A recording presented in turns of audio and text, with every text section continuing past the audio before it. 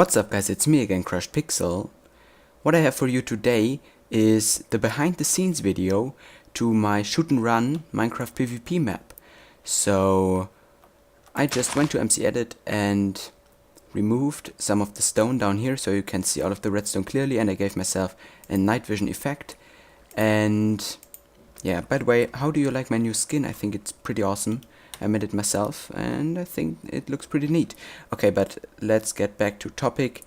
Damn it, like this.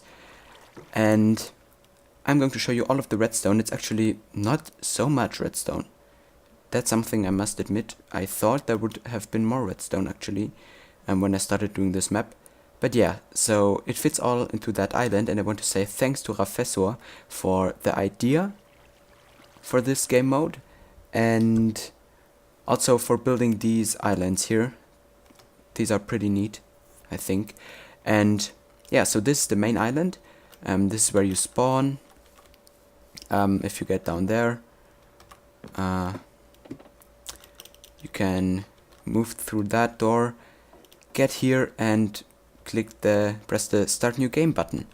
And what then happens is it first tests for every player, and if there are at least 4 players, it will send a signal through. But if not, this inverted AND gate will trigger, and it will tell there are not enough players to start. Well, let me just power it.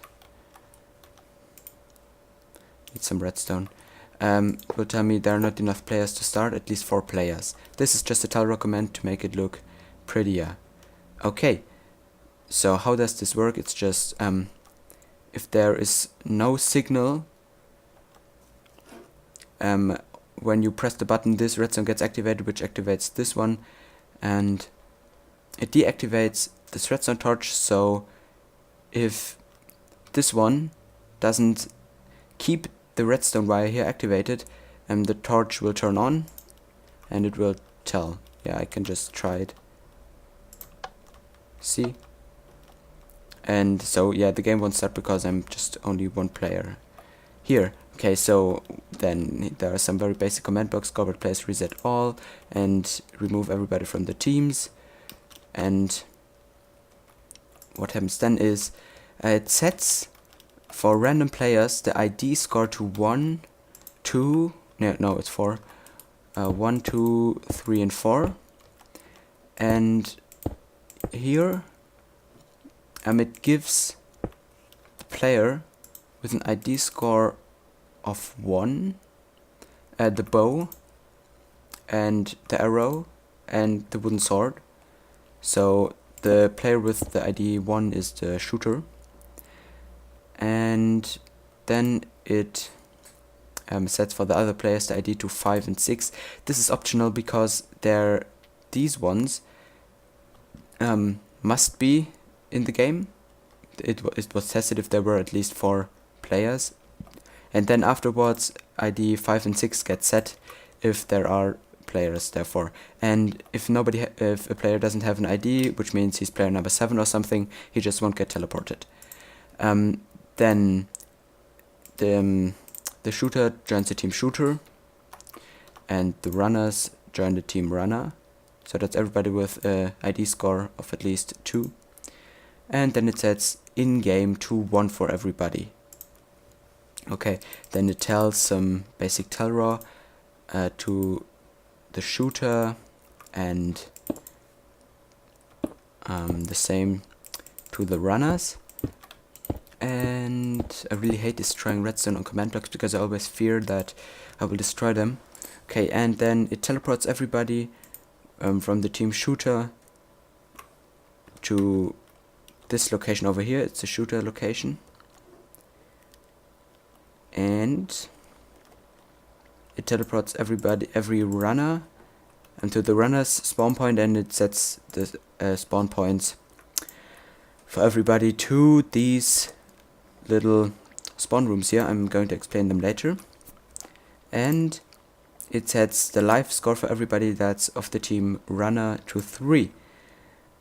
And yeah, it sets the in-game score to 1. I don't know why I did this twice. I think it does this here already. Yes, yeah, that's a duplicate. Okay, and so that's basically the most, and here are some command block minecarts which destroy this arrow here. So if you played it for the first time, I thought maybe somebody would get confused about where do I start the game, because you spawn up here, and yeah, so I just put the arrow there, and after playing it once it's not going to come back. Yeah, so this is just a deleter command block minecart using my tiny structure spawner filter. Link is in the description. And then down here is a RS knowledge, which means if you give power from here, it closes these doors. So if somebody is out of the game, he cannot just get down from up here and say, oh, I lost, I'm such a troll and I'm going to restart the game. No, these doors will be closed, which I can just demonstrate. Oh god. See, these are closed. And yeah, by powering this one, they get opened again. Okay, so what happens if a player dies? Well, the shooter, there's only one shooter, gets teleported here, or respawns in this little room, and the runners respawn in this a little bit bigger room. This is just a clock, which gets deactivated if there is nobody on the pressure plates, and if there are multiple people on the pressure plate, the clock will stay activated until nobody is inside there, and it will keep teleporting everybody in there. Yeah, while it's active. So okay, I can just go ahead and show that. See, it keeps teleporting, and if nobody is there, these pressure plates get deactivated and there's no teleporting. So this just saves, it's just friendly to the server. Okay, let's go on. These people get teleported here, then it removes 1 from their life score, and it tells how many lives the person has left, or if the person has 0 lives left, it tells everybody that it's out of the game. So here tells everybody with a life score of 1, you have 1 life left, and it should tell everybody you have 2 lives left with a life score of 2. And then it sets everybody with the life score of 0, so which means he's dead. The in-game score of 0, so he won't hear the annoying sound when an item spawns, but I'm going to show that later. And it joins everybody to the team lobby, and it clears the person, which, yeah, it clears everybody that's there. And yeah, you're gonna, yeah, and it's at the spawn point. Yeah, sorry. Okay, and then it teleports everybody with the life score of 0 to the lobby, or just the person who's inside there, and it teleports everybody with at least 1 life back on the battlefield. And this is here where the shooter respawns. Oh no, let me just first explain this to the end, I think. Then here gets here is put a redstone signal, which once tests if there are any runners left, and if not, this end gate will activate and tells everybody the shooter wins. And then it resets the game by setting everybody's spawn point and putting everybody in the lobby team and clearing everybody and resetting everybody's scores. And then teleports everybody to the lobby again. And here it resets this RS knowledge as I showed. So if a redstone signal comes there, it will just open the doors again, so people can get up there, have fun, or restart the game. Okay. Whew. So what happens if the shooter dies? Well, it does not have to test if any runners are left, because if the shooter dies once, he's instantly dead, and it joins everybody in the team lobby. It resets like it did back there, and it says the runners win, game is resetting. And it resets. And here it teleports everybody back to the lobby. So this is much simpler to handle, because if the shooter dies, it's clear what to do. Okay, so let's get over to what happens when you're in game. Where should I start? Let me just start with the spawning of the abilities. So this is a silent hopper timer, and basically whenever, I think this should update. Oh, what's happening there? Ah, yeah, okay. It's actually, it should not look like this.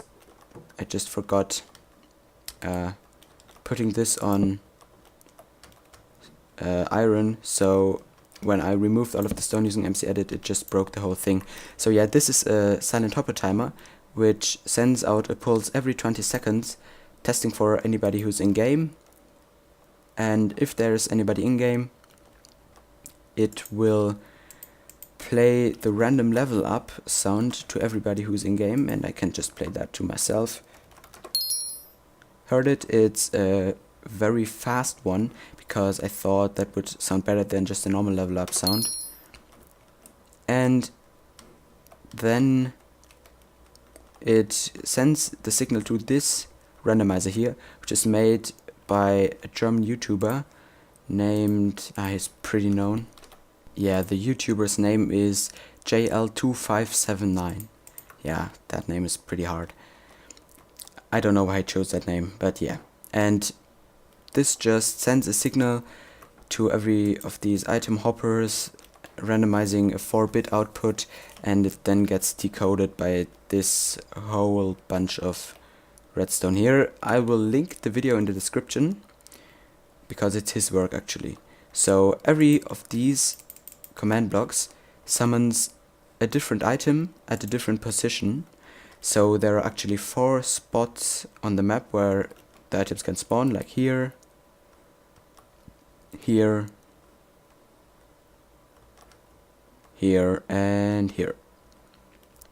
So at these places they can spawn 4 different items, so 4 by 4 are 16 different outputs, and because this is a 4-bit randomizer, obviously there can be 16 kinds of output. And because on the front there are only 15 outputs, I had to add the 16th output, which is if every of these comparators turned off.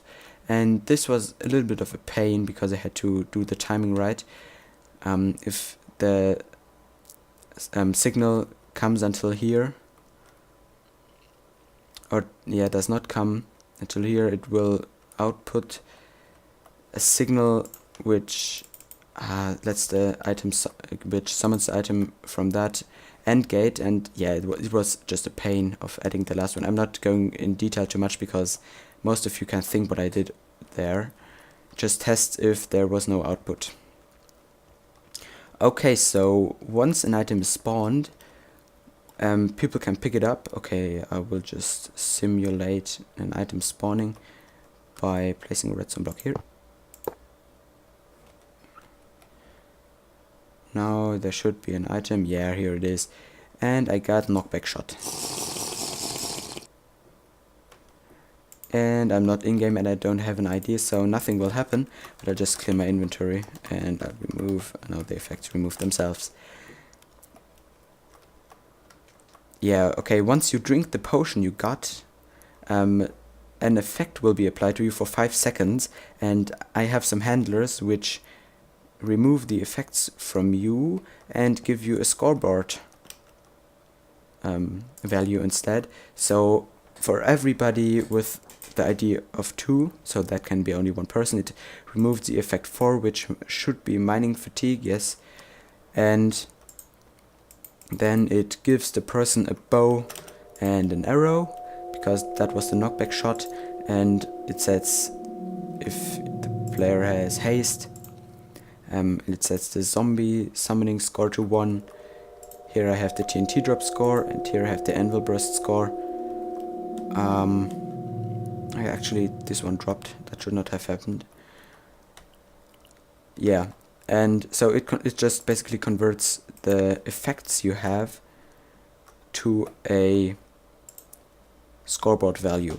And now these ones, this is there for every player, obviously, because every player can have the potion effect, but it doesn't matter who actually activates the system here. And because I did not want to have like 4 times a handle for for the anvil drop or anvil burst and the TNT drop, but this only once, I just had this little construction 4 times. Okay, I think I'm just talking like random things. Yeah, just ignore it. Okay, so what do I have here? I have a simple hopper timer which sends out a pulse every 4 ticks, I think, and this one is the easiest one. It sets everybody with a zombie summoning score of at least 1, the zombie summoning score to 0, and then it summons a simple zombie, and this zombie has knockback resistance to make the whole thing a little bit more evil, because a normal zombie would just be too lame, wouldn't it? I'm just going into easy mode. Oh god, I didn't want that. I activated this command box too. So yeah, here are the zombies, and the zombies burning away from itself because of the daylight, and that's making the whole thing a little bit easier for the shooter. But you can't knock back him, as you may have seen. Yeah, so that's about the zombie. And what we have here, oh god, is the TNT drop. This is a little bit more difficult. And this tests for anybody with a TNT drop score of at least 2, and the score you get once you drink the potion is 1. So if there's nobody with the TNT score of 2, this one can activate. This is just another AND gate here, and then it sets the score of TNT drop for everybody with the score of 1 to 2. Okay, so if anybody has a TNT drop score of 2, it will prevent this AND gate to output a signal. So I'm just going to set my anvil burst, no TNT drop, sorry, I always mess up with that, to 2. This will output a signal, and you see the redstone isn't turning on again. So I just set it to 0, and it will flash again.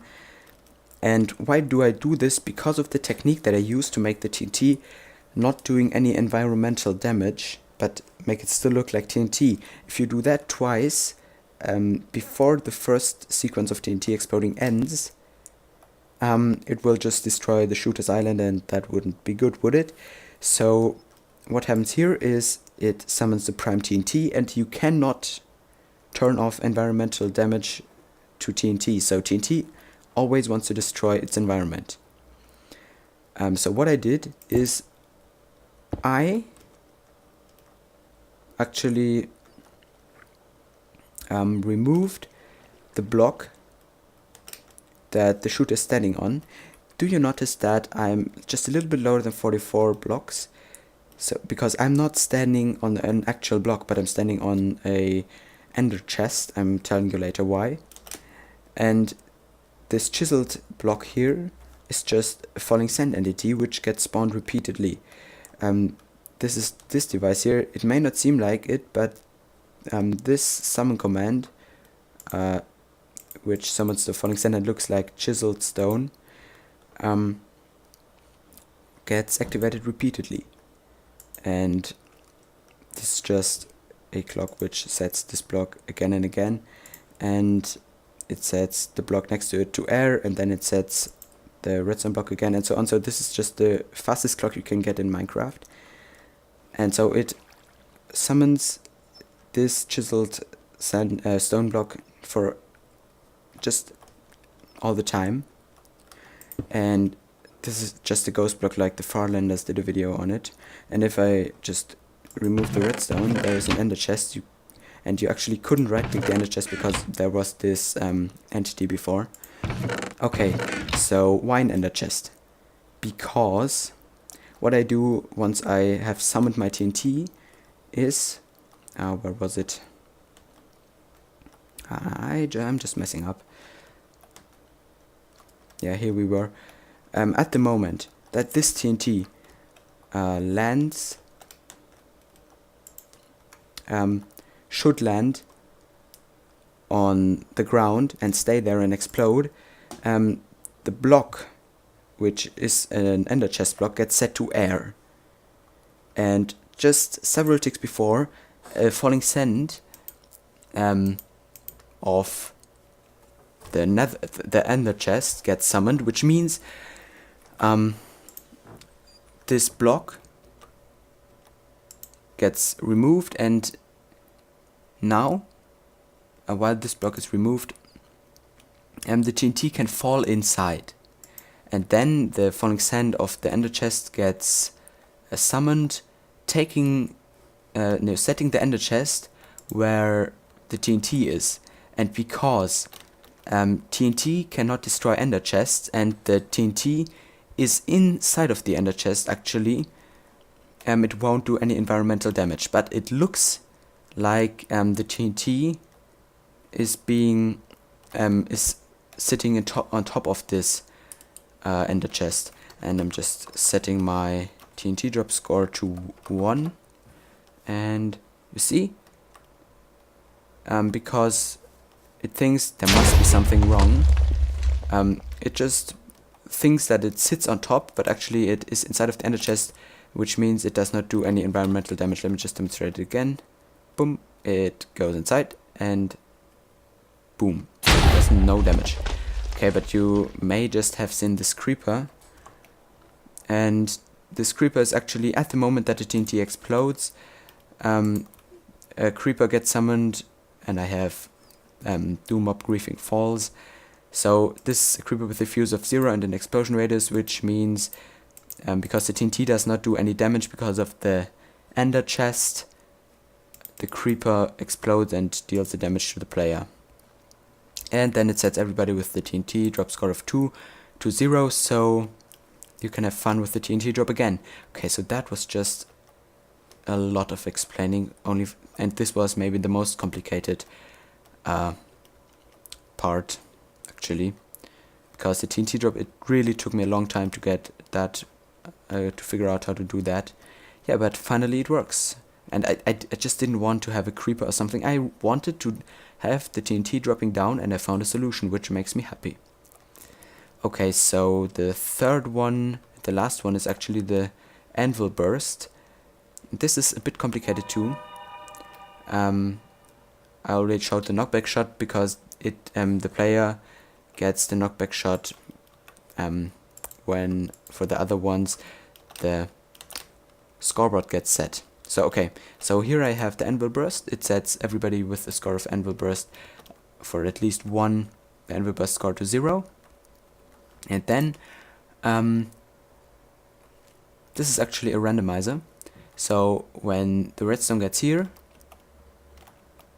it powers this dropper which has a redstone, but the dropper faces upwards, which means it dispenses the redstone item to this block here, and then Minecraft just randomly puts the item somewhere around here. So I can just demonstrate that. Oh, sorry. Oh, my keyboard is messing.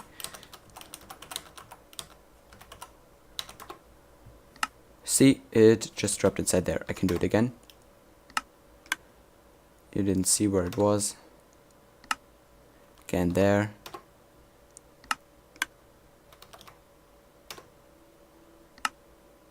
Yeah, okay, so that's pretty random. It's pretty random, but this was the tiniest 4-output randomizer I could find on the internet. And then what I have here is a very fast monostable circuit. So these are again some structure spawners. Using my tiny structure spawner, these just summon a falling sand, which drops an anvil. There are 4 different possibilities where the anvil drop can land, and every of these just activates the command block minecarts for a very short time. If I would have let it just like a normal redstone comparator here, without this monostable part, because it nearly instantly deactivates it again, there would have been spawned 2 waves of the anvils just right after the other, and that would not be cool because I don't want to have 2 anvil bursts at the same time, but I only want to have 1. And then after every of these command block minecarts get triggered, this structure spawner just sets the anvils, sets the whole thing to what it was like before. And I shouldn't have done it that fast. Yeah, see, everything here gets reset on this layer. We'll just do it again. Yeah, so that's pretty cool. And that's how the anvil burst works. And so it's pretty random in which location they spawn. See, one's above the ender chest, and again, and now somewhere else. So there are 4 possibilities, and each one has the same probability. Okay, so that's it about the anvil burst. I think that's actually everything about this tiny map. It took me some time to explain, I know. And thanks again to Rafesso and Richard of Dad for helping me. And Johnny0702, I want to thank you, dude, because you're just doing great on the server. You can play this map on the server too, CrushedPixel.eu, and Johnny0702 coded all of the stuff there, nearly all of the stuff. This map here was coded by Rafesso too, but he just did most of the stuff for the server, and it's really awesome. Thank you, man. You're just great. And yeah, so thanks for watching. Join the server. It's we're currently porting it to Minecraft 1.7. I'm helping too. Yay. And see you then. Bye.